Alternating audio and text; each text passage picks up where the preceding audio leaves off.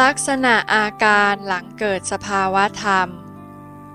1. สุญญตะว่างอยู่เปล่าอยู่โล่งอยู่ไม่มีอะไรเหลือเป็นกลวงอยู่ 2. ปัสสัทธิเบาอยู่เบากายเบาใจอยู่ 3. สันติสงบอยู่กิเลสที่หลงเหลืออยู่นั้นสงบเย็นอยู่ชั่วคราวไม่แสดงอาการใดๆให้ปรากฏ 4. สุขะสุขอยู่เสวยความสุขอยู่เหมือนดังพระเจ้าจักรพรรดิเสวยสุขอยู่บนราชบัลลังก์ 5. ปิติอิ่มเอิบใจอยู่เกิดความอิ่มเอิบใจอยู่ไม่รู้จักสิ้นสุดหากการปฏิบัติวิปัสสนาภาวนาดำเนินมาถึงจุดนี้และมีอาการครบทั้ง5ประการปรากฏออกมาอย่างชัดเจนพร้อมเพรียงกันนั้นเรียกว่าเกิดมรรคเกิดผลแล้วลักษณะหลังเกิดสภาวะธรรมอีกอย่างหนึ่งคือ 1. พุทธศรัทธามีศรัทธาเกิดขึ้นในพระพุทธเจ้าอย่างเต็มเปี่ยม 2. ธรรมศรัทธา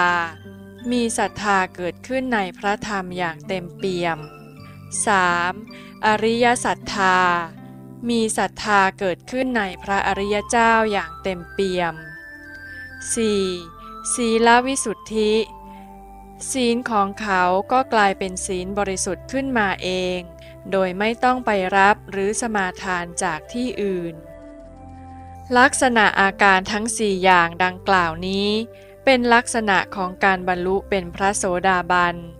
จิตของพระโสดาบันนี้ยังคงเหมือนจิตของปุถุชนอยู่แต่สิ่งที่พิเศษแตกต่างจากปุถุชนก็คือไม่มีอัตตทิฏฐิวิจิกิจฉา